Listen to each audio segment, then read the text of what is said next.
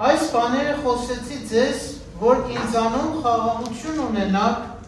աշխարհում նեղություն պիտի կրեք, բայց քաջ եղեք, ես հաղթել եմ աշխարհին։ Ամեն։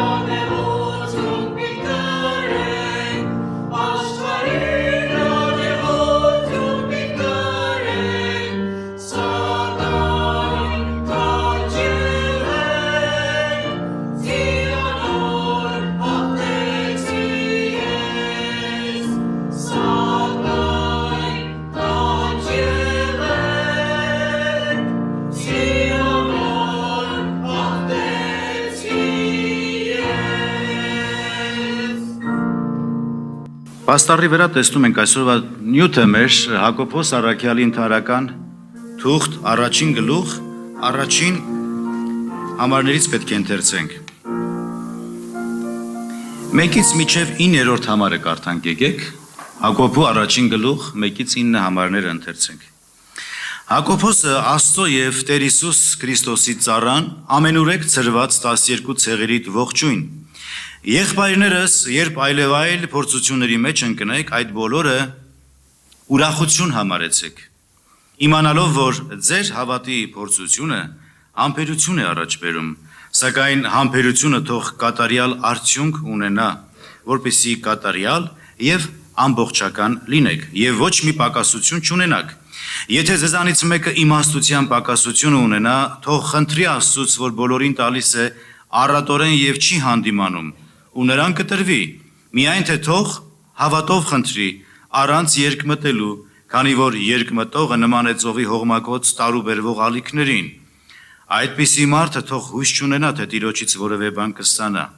Երկմիտ մարդը անհաստատ է իր բոլոր ճանապարհների մեջ։ Խոնար եղբայրը թող ուրախանա իր բարձրությամբ։ Ամեն։ Հակիրճ ողջույնի խոսքից հետո Հակոբոս Առաքյալը անմիջապես խոսում է փորձության մասին եւ հավատքի մասին։ Եվ կարող ենք հստակ հասկանալ Աստծո խոսքից եւ մեր կյանքի փորձառությունից, որ եւ մարդկանց օրինակով էլ կարող ենք տեսնել, որ հավատացյալների հետ պատահած փորձությունները անխուսափելի են։ Հավատացյալները լինում են եւ ընկնում են փորձության միջով անցնում են, ոչ թե ընկնում են, այլ պատահում են փորձություններ, պատահում են դժվարություններ իրենց կյանքի մեջ։ Եթե ուշադրություն դարձնեք հավատքի մասին նախնական խոսքը, Հակոբոս առաքյալը խոսում է փորձության մասին։ Հավատքի եւ փորձության մասին է խոսքը, բայց նախ եւ առաջ փորձությունն է օրինակ բերում։ Այսօր շատերը քարոզում են, որ հավատացյալները փորձություն չեն ունենում կամ դժվարությունների չեն հանդիպում եւ հրճակում են, որ քրիստոնեական կյանքը առանց փորձությունների եւ առանց խնդիրների է, այն զերծ է դժվարություններից, քանի որ եթե մեկը վստահում է Տիրոջը, ասում են հավատացյալ է, ճշմարիտ քրիստոնյա է, իր կյանքը շատ հեշտ է անցնում։ Դժվարություն չի ունենում եւ որը սխալ եւ մոլորեցնող ուսուցում է սիրելիներ։ Ոմանք էլ հայտարարում են, որ իրական հավատացյալի կյանքը հեշտ է, բարդություն չկա, երբեք կարիքի մեջ էլ չեն լինում, երբեք հիվանդություններ էլ չեն ունենում եւ աղքատ էլ չեն լինում եւ այդպիսի մեկը ասում են անեծքի տակ է, որ հիվանդություններ ունի, կարիքի մեջ է, դժվարություն ունի, այսինքն Աստված պատժում է նմաններին, որովհետեւ հավատք չունեն, որովհետեւ ճշմարիտ հավատացյալ չեն, որովհետեւ մեղքերի մեջ են ապրում։ Այսպես են սովորեցնում եւ այսպիսով սիրելիներ հոգեվոր կյանքը կապում են ֆիզիկական ապրումների հետ, անտեսելով աշխարհի ապականությունը, անտեսելով մեղքի հետևանքը, որ մենք ապրում ենք ապականված աշխարհի մեջ, որ մենք ապրում ենք մեղավոր բնության մեջ, մարմնի մեջ, անտեսում են հարձակումները, հիվանդություններն ու զանազան փորձությունները, որ մեր կողքն են եւ մենք զերծ չենք դրանցից։ Սակայն աստվածաշնչյան տեսանկյունից տեսնում ենք հակառակ պատկերը, որ Աստված երբեմն տարօրինակ բաներ է թույլ տալիս մեր հետ եւ առհասարակ մարդկանց մեջ։ Եվ այսպիսի արտասովոր եւ տարօրինակ վիճակները բարիի գործակից է դարձնում նրանց համար, ովքեր սիրում են Աստծուն եւ կանչված են ըստ նրա նպատակի, համաձայն Հռոմեացիներին 8-րդ գլուխ 28-29 համարների։ Օրհնությունները հաճախ փաթեթավորված են անիծված թվացող լաթերի մեջ։ Թվում է թե անիծված է, բայց օրհնություններ կան մեջը պահված։ Իրական ուրախությունն ու երջանկությունը վշտերի հագուստով են մեզի երբեմն գալիս։ Փորձությունների, տրտմության եւ չարչարանքների միջով Աստված ցանկանում է ինչ-որ բան իրագործել, ինչ-որ բան սովորեցնել մեզ, որ այլ կերպ հնարավոր չէ։ Աստված երբեք անօգուտ չի վատնում ժամանակը եւ իզուր չեն փորձությունները, եթե միայն մենք ճիշտ դիրքորոշվենք։ Հետևաբար բոլոր այն նեղություններն ու արտասովոր դեպքերը, որ պատահում են մեր կյանքում, մեր օգտի համար են շատ դեպքերում պատահում, եւ որպես խրատ կարող ենք դրանք համարել, հայրական խրատ մեր բարօրության համար, եթե միայն մենք սիրենք Տիրոջը։ Եվ շատ փորձություններն ու նեղությունները կամ խրատները շատ դեպքերում ուրախալի չեն թվում մեզ համար, ցանկալի չեն մեզ համար, ինչպես կարդում ենք Եբրայեցիներին 12-րդ գլխում, Եբրայեցիս գրքի հեղինակը գրում է Եբրայեցիս 12:6-8 համարներում, որովհետև Տերը ում սիրում է, խրատում է, պատժում է կամ խրատում է ամեն զավակի, որին ընդունում է։ Եթե խրատին համբերենք, Աստված ձեզ հետ իբրև որդիների կվարվի, որ որդու հայրը չի խրատում։ Բայց եթե առանց խրատի մնաք, որին բոլորն են մասնակից, ուրեմն խորթ եք եւ ոչ հարազատ որդիներ։ Ինչպես նախապես ասաց Հոբը, երանելի է այն մարդը, որին Աստված խրատում է, ուրեմն ամենակարողի հանդիմանությունը մի մերժիր, Հոբ 5-րդ գլուխ 17 համար։ Եվ այդ մասին շատ անգամ անդրադառնում է նաև Սողոմոնի իմաստունը։ Ուրեմն կարևոր է հասկանանք, որ երջանիկ կամ դժբախտ լինելու տարբերությունը խնդիրների կամ փորձությունների բացակայությունը չէ։ Ասել է թե եթե խնդիրներ չկան, փորձություններ չկան, ուրեմն երջանիկ մարդ եմ, եթե փորձություններ կան, խնդիրներ կան, ուրեմն երջանիկ մարդ չեմ։ Մենք այսպես չենք կարող ընդունել։ Չենք կարող ասել ես դժբախտ եմ, քանի որ փորձության միջով եմ անցնում։ Կարևոր է հասկանանք, որ շատ օրհնություններ կան պահված հավատացյալների համար։ Պարզապես այդ օրհնությունները ապրելու համար շատ բաներ մեզանից է կախյալ։ Եթե Տիրոջ ճանապարհով քայլենք, եթե սիրենք Նրան, ապա բարի է մեզ համար, որովհետև Աստծո խոստումները այդպես է սովորեցնում, որովհետև տրտմությամբ ցանողը ուրախությամբ էլ կհնձի։ Երկու ճանապարհներ դիտարկենք, երբ փորձաքննվում ենք կամ փորձության միջով ենք անցնում, առաջին Աստծո ճանապարհը շատ բանում ավարտին է հասցնում բարիով։ Բացառությամբ այն դեպքերը, երբ որ մեղքի եւ հանցանքների պատճառով Աստված երբեմն խիստ է վարվում եւ պատիժ է բերում։ Երկրորդը աշխարհի ուղին մարմնավոր մարդու արձագանքն է, որի արդյունքն է զայրույթը, դառնությունը, երբեմն էլ վաղաժամ մահերը։ Հարկ է համարել, որ հանգամանքներն ինքնին պատահական բնույթ չեն կրում մեր կյանքում։ Ամեն բան Աստծո կողմից վերահսկվում է։ Աստված ուզում է սիրելիներ, որ իր զավակների կյանքում, մեր կյանքերի մեջ փորձությունները փոխվեն հաղթանակի։ Դուժողը դառնա հաղթող, խաչերը դառնան թագեր մեր գլխի վրա, չարչարանքները վերածվեն փառքի, պատերազմը դառնա հաղթանակի միջոց։ Ուստի այս բաները նկատի ունենալով աղոթքով եւ համբերատարությամբ զինվենք եւ բոլոր հոգսերն ու խնդիրները հանձնենք Տիրոջը։ Ուրեմն գալով մեր տեքստին, ինչպես ընթերցեցինք, Հակոբոս առաքյալը երկրորդ համարում ասում է համարեցեք, երրորդ համարում իմացեք, չորրորդ համարում եւ 9-րդ համարում ասում է թող լինի կամ թույլ տվեք եւ 5 եւ 6 համարներում ասում է խնդրեցեք։ Ուրեմն համարեցեք, այսինքն լիարժեք կամ ամբողջական ուրախություն համարեցեք, երբ որ փորձության միջով եք անցնում։ Երբ որ փորձություն է գալիս, ուրախություն համարեցեք։ Երրորդ համարում իմացեք, այսինքն իմանալով, որ ձեր հավատքի փորձությունը ինչ է առաջացնում, համբերություն է առաջացնում։ Մենք համբերություն ենք ձեռք բերում դրանով։ Իսկ համբերությունը ասում է թող լինի կամ թույլ տվեք, որ այդպես լինի, ընդունեցեք այդպես, որ համբերությունը գործոն լինի, լիարժեք լինի, ամբողջական լինի, եւ ասում է ովքեր որ իմաստության պակասություն ունեն, թող ինչ անեն, խնդրեն եւ նրան կտրվի։ Եվ մենք ասում ենք ով Տեր, մենք բոլորս էլ իմաստության պակասություն ունենք։ Մեզ իմաստուն դարձրու։ Քո իմաստությունից դուր մեզ։ Հետևաբար ամբողջովին ուրախություն համարեցեք, երբ որ կերպ փորձությունների հանդիպենք, որովհետև հավատացյալը գիտի ում է հավատացել, հավատացյալը գիտի ում է վստահել, ում է ապավինել եւ ինչ է սպասվում իրեն, որովհետև հերանեկարն է որոշում արդյունքը եւ վերաբերմունքն է որոշում վարքը։ Երկրորդ հերթին փորձությունները պետք է ակնկալվեն, պետք է սպասենք դրանք, այսինքն մենք պետք է միշտ պատրաստ լինենք զինվորի նման, արթուն հսկումով, որովհետև ինչպես գրում է Պետրոս առաքյալը, առաջին Պետրոս 1:12 համարի մեջ գրում է. Սիրելիներ, օտար բան մի համարեք այն հալածանքի բորբոքումը, որ ձեզ փորձելու համար է, կարծես տարօրինակ բան է պատահել ձեզ հետ։ Քանի որ մենք հետևեցինք Հիսուսին, փորձությունները անխուսափելի են մեզ համար։ Ինչպես Տերը եղավ, ինչպես իրեն հետ վարվեցին, ինչպես ինքը անցավ, մենք էլ նույնն ենք, քանի որ մենք իր հետևորդներն ենք, քանի որ մենք ընտրել ենք այդ ճանապարհը։ Օրինակ ինչպես արեստավորի դազգահն է որոշում, թե կտորի որ կողմն է շիտակ, որը հակառակը։ Չէ, երբ որ գերբասը գործում են, կտոր են կազմում, եթե հակառակ կողմից ենք նայում, կտեսնենք խամրած գույներ, խորթուբորտ գծեր, ոչ գրավիչ տեսք, որ ախորժելի չի, բայց երբ որ մյուս կողմն ենք նայում, որոշված, այսինքն նպատակին ծառայելու համար կողմը, ապա կտեսնեք գեղեցիկ նախշեր, աշկին հաճելի գույներ, շնորհքին եւ պիտանի կողմը կտեսնենք եւ սա մեր աչքին հաճելի կերևա։ Այդպես էլ Աստված կարգավորում է եւ խառնում է փորձություններն ու իրադարձությունները մեր կյանքերի մեջ, սիրելիներ, որպեսզի հավատքը կարողանա վարժվել եւ աճել, ոչ թե թողնենք եւ հիասթափվենք եւ ետ քաշվենք, ինչպես կարդացինք, ապա մենք ետ քաշվողներից չենք, այլ առաջ ենք գնում, հավատում ենք հոգիների փրկությանը, որպեսզի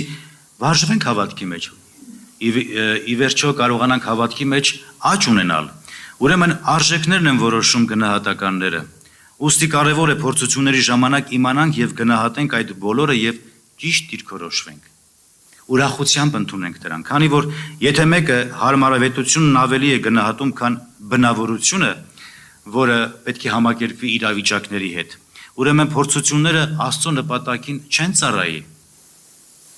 Եվ տվյալ մարդու կյանքում հակառակ process-ը կընթանա։ Եթե մեկը նյութականն ու ֆիզիկականն ավելի է գնահատում, քան հոգևորը, ապա ողորմելի վիճակում կհայտնվի փորձությունների ժամանակ։ Եթե մեկը ներկան ավելի է կարևորում, քան ապագան, ապա փորձությունները ոչ թե բարօրության համար կծառայեն, այլ դառնության, որովհետև իր սպասալիքները չեն արդարացնի իրեն։ Հետևաբար կարևոր է իմանալ, որ փորձությունը համբերություն է առաջ բերում, եւ համբերությունը կատարյալ արդյունք է տալիս համաձայն առաջին գլուխ 3-ից 4 համարների։ Համբերությունը դա այն չի, որ նստում ենք սպասում ենք, ասում ենք համբերիչ է։ Համբերել դա սպասելը չի ուղակի։ Այսինքն սպասենք բախտիկ հմահաճույքին ինչ կլինի։ Համբերել նշանակում է դժվարությունները տանել, կրել, որովհետև հույս ունես, որովհետև ապագան ես տեսնում եւ վստահ ես եւ գիտես ում ես հուսացել, որ նա կարող է քեզ ազատել եւ վերջում լուսավոր լույս է սպասվում քեզ։ Հույս ունես, այսինքն անորոշ չի քո սպասելը։ Եվ Պողոս առաքյալը պիտի գրեր. նեղությունը համբերություն է առաջացնում եւ համբերությունը փորձառություն, իսկ փորձառությունը հույս։ Իսկ հույսը ամոթով չի թողնում։ Ինչու՞, որովհետև Աստծո սերը տարածված է մեր սրտերում Սուրբ Հոգու միջոցով, որ մեզ տրվեց։ Հռոմեացիներին 5-րդ գլուխ 3-ից 5 համարներ։ Սիրելիներ, փորձությունները հիշենք, որ մեզ համար են, քրիստոնյա հավատացյալներիս համար են, եւ ոչ թե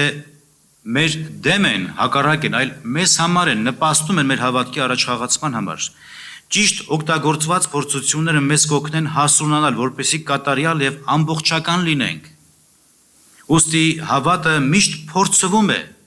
Եթե մեկը տեսնում է, որ փորձությունները գալիս են եւ ինքը խույս է տալիս եւ չի ուզում համբերատարությամբ տանի, իր համար սա օգուտ չի տա հավատքի կյանքի մեջ։ Հավատքը միշտ փորձվում է։ Եթե հավատքը չի փորձվում, սա արդեն վտանգավոր է, որովհետև ճշմարիտ եւ փրկարար հավատքը միշտ մարդու կյանքում փորձվում է։ Եթե չի փորձվում, գուցե դա նշան է, որ դա երբեք էլ փրկարար հավատք չի եղել, երբեք էլ կենթանի հավատք չի եղել քեզ համար։ Եվ կարևոր է ստուգել, հիշեք, թե ինչպես Աստված փորձեց Աբ รา համին, որպես օրինակ մեզ համար թողեց, որպեսզի Աբ รา համին օրհնի եւ ավելացնի նրա հավատքը, վարժեցի նրան հավատքի միջոցով։ Եվ այսպեսով առաքյալը գրում է. փորձեցեք կամ ստուգեցեք ձեր անձեր, արդյոք դուք հավատքի մեջ եք։ Աստված փորձում է լավագույնը առաջացնելու համար, բարօրության համար, իսկ սատանան փորձում է մեղադրելու համար, վատագույնը առաջ բերելու համար, շատ դեպքերում գայթակղության տեսքերով, շատ դեպքերում եղբայրների ձեռքով, չարը միշտ փորձում է հակառակ process առաջ տանելու համար։ Ինչ են փորձությունների նպատակը եւ ինչ է նշանակում համբերություն ունենալ։ Հակիրճ 5 կետերով այս մասին եկեք դիտարկենք եւ դա նշանակում է, որ փորձությունների արդյունքում մենք կտեսնենք նպատակ, համբերություն, կտեսնենք տոկունություն, նախապատրաստում, մենք ունենանք հաստատակամություն, հնարավորություն, արթնություն, սկսելու հնարավորություն, շարունակել, գնալ, ընթացքը կատարել, այսինքն սա ակտիվ կյանք է, գործողություն է, սա пассив կյանք չի։ Երբ որ փորձություններ են գալիս, սրանք մեզ սովորեցնում են, որպեսզի մենք ակտիվ կյանք ապրենք, որովհետև համբերություն նշանակում է ակտիվ կյանք, ոչ թե նստել, սպասել, գործել, իրենից ենթադրում է ակտիվ կյանք։ Համբերությունը դա հանգամանքների пассив ճակատագրի ընդունումը չի, այլ համարձակությամբ դիմակայել, տանջանքի եւ նույնիսկ դժվարությունների մեջ, դա պայքար է, դա հավատքի գործոն է։ Ճնշմանը դիմագրավել է, որովհետև ճիշտ համբերություն բառի բացատրությունը սա է։ Ճնշմանը դիմագրավել եւ ոչ թե խույս տալ եւ խուսափել։ Մեկ խոսքով փորձությունների միջով անցնել նշանակում է պայքարել եւ դիմագրավել դժվարությունները։ Իսկ ինչ է անհամբերությունը, որովհետև երբ որ հասկանանք ինչ է անհամբերությունը, ավելի կլուսաբանվի մեզ համար ինչ է համբերությունը։ Անհամբերությունը դա անհավատության արտացոլումն է։ անհավատության արտացոլումն է։ Եվ անհամբերությունն ու անհավատությունը կարծես իրար ընկերներ են, իրար լրացնում են եւ իրար հետ են միշտ դրսևորվում։ Ուստի ձեզ համբերություն է հարկավոր, ինչպես կարդացինք, որպեսզի Աստծո կամքը անելուց հետո խոստումը ժառանգեք։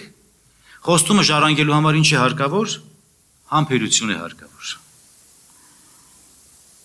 Եվ որ չծուլանաք, այլ հետևեք նրանց, ովքեր հավատքով եւ համբերությամբ խոստումները ժառանգեցին։ Եբրայեցիս 6:12։ Ինչպես ժառանգեցին խոստումները հավատքով եւ համբերությամբ։ Մենք համարել նայենք Եսայի մարգարեությունից, Եսայի 28:16։ Դրա համար այսպես է ասում Տեր Աստվածը. ահա ես Սիոնում մի վեմ եմ դնում, փորձված մի վեմ, պատվական մի անկյունակար, հաստատուն հիմքով, ով որ հավատա նրան, խուճապի չպիտի մատնվի, կամ չպիտի փախչի, չպիտի վախենա, ով որ հավատա, պետքա չփախչի, խույս չտա եւ չամաչի, եւ այդ փորձված ընտիրվեմը Հիսուս Քրիստոսն է։ 4-րդ հերթին թույլ տուր կամ հանձնված կամք, առաջին գլուխ 4-րդ համարի մեջ այսպես տեսանք, չէ՞, սակայն համբերությունը թող կատարյալ արդյունք ունենա։ Թող, այսինքն թույլ տվեք այդ համբերությունը, որ կատարյալ լինի, ամբողջական արդյունքը ստանաք դրա համար։ Թույլ տալ է նշանակում, թողել է նշանակում։ Աստված մեր մեջ չի կարող գործել առանց մեր համաձայնության։ Աստված չի ստիպում մեզի, այլ մեղմ ձայնով, սիրով, հանդիմանությունով ուզում է, որպեսզի մենք համաձայնվենք, մենք թույլ տանք, որ ինքը ներգործի մեր կյանքերի մեջ։ Եթե մենք փորձությունների ենք հանդիպում առանց հանձնված կամքի, ապա մենք կնմանվենք երեսարած երեխաների նման։ Կլինենք անպետք եւ տհաս, եսակենտրոն եւ երսասեր, ինչպես այսօր դժբախտաբար շատ քրիստոնյաների կյանքի մեջ ենք տեսնում։ Ուստի կարևոր է մեր կամքը չեղարկենք, չեզոքացնենք Աստծո օրհնյալ կամքի մեջ։ Երբ որ տեսնում ենք Աստծո բարի, կատարյալ եւ հաճելի կամքը, մենք մեր կամքը չենք իրագործի, որպեսզի մեր կամքը անհետանա նրա օրհնյալ կամքի մեջ, որովհետև Աստծո կամքը բարի է, հաճելի է եւ կատարյալ է նրանց համար, ովքեր սիրում են նրան։ 5-րդ հերթին խնդրել։ Խնդրեցեք, ովքեր իմաստության պակասություն ունեն, կարդացինք, չէ՞, թող խնդրեն։ Եվ Աստված առանց նախատելու կամ առանց աչառության, առանց հանդիմանելու տալիս է նրանց, ովքեր հավատքով են խնդրում։ Խնդրել իմաստուն սիրտ, իմաստություն խնդրել։ Խնդրել, որ Աստվածը մեզ տա հավատ, որը գործող հավատք է, կենդանի հավատք է։ Խնդրեցեք եւ պիտի տրվի ձեզի ասածները։ Բախեցեք եւ դուռը պիտի բացվի ձեր առաջ։ Այստեղ Հակոբոսը գրում է, որ իմաստության պակասություն ովքեր որ ունեն, թող խնդրեն Աստծուց։ Ինչու չենք խնդրում։ Խնդրենք, թե մեր հպարտությունը թույլ չի տալիս, որ մենք ասում ենք, որ մենք իմաստության պակասություն ունենք։ Ունենք, ես ունեմ իմաստության պակաս։ Մենք բոլորս էլ ունենք իմաստության պակաս։ Եվ Տերը տալիս է խնդրողին, եթե անկեղծությամբ եւ հավատքով խնդրում ենք, Տերը տալիս է։ Առանց նախատելու գրված է բոլորին է տալիս, առանց նախատելու։ Բայց թող հավատքով խնդրի, պայման կա այստեղ։ Եվ ոչ թե երկմտելով, հետեւաբար խնդրելուց պետք է հավատանք։ Երկմիտ մարդուն նմանեցնում է ծովի հողմակոծ եւ տատանվող ալիքներին։ Այսինքն մեկ այս կողմը, մեկ այն կողմը, մեկ հավատում է, մեկ չի հավատում։ Երկմիտ մարդ է։ Ինչու է այս օրինակը Հակոբոս առաքյալը բերում։ Գուցե մտքի մեջ ունենալով առաքյալներից մեկին, ով տատանվեց, ովքեր տեսան հողմակոծ ալիքները, ով տեսավ, երկու հոգի ջրի վրա քայլեցին նոր կտակարանում։ Մեկը Տեր Հիսուսն էր, երկրորդը Պետրոսն էր։ Երբ որ տեսավ այդ ալիքները, քամին, փոթորիկը երկմտեց, կասկածեց եւ անմիջապես ընկղմվեց եւ Տիրոջ ողորմության ձեռքը նրան օգնության հասավ։ Ուրեմն կարևոր է հավատալ առանց երկմտելու, նայելով մեր հավատքի հեղինակին եւ առաջնորդին։ Եվ ինչու իմաստություն եւ ոչ թե ուրիշ բան, ինչու ոչ գիտություն, այլ իմաստություն։ Որովհետեւ գիտությունը տեղեկություն է, որ կարելի է սովորել։ Կրթվելով, տեղեկանալով իմաստության գիտություն ձեռք բերել, բայց իմաստությունը վերից է։ Իմաստությունը կիրառելի գիտությունն է, որ Աստծուց կարող ենք ստանալ, Աստված կարող է տալ։ Սա երկնքից իջած իմաստություն է։ Մենք կարիք ունենք իմաստության, որ Աստված տալիս է, որպեսզի չվատնենք այն հնարավորությունները մեր բարիքի, փորձությունները մեր աճման համար, ոչ թե մարդկային կամ դիվային իմաստություն, խորամանկություն, այլ աստվածային իմաստություն, որովհետև այդպիսի իմաստություն կա, որ սատանայից է սիրելիներ։ Կան չէ մարդիկ, որ շատ խորամանկ են, ասում են իմաստություն ունի։ Այդ իմաստությունը դիվային է, որ շատ ոնց որ մարդկային, գեր մարդկային խորամանկություն է։ Սա դիվային իմաստություն է, մենք պետք է զանազանենք դրանք։ Հակոբոս առաքյալը գրում է 3-րդ գլուխ 15-ից 16 համարներում, եկեք կարդանք դա։ Հակոբոս 3:15-ից 16։ Իսկ 14-ից նայենք։ Իսկ եթե դառը նախանց կա եւ հակառակություն ունեք ձեր սրտերում, ճշմարտության դեմ մի պարծենաք ու մի ստեք։ Այս իմաստությունը վերևից չի իջել, այլ երկրավոր է, մարմնավոր է եւ դիվային է։ Երկրավոր, մարմնավոր, այսինքն կարա մարդկային լինի, եւ դիվային, որ սատանայից է։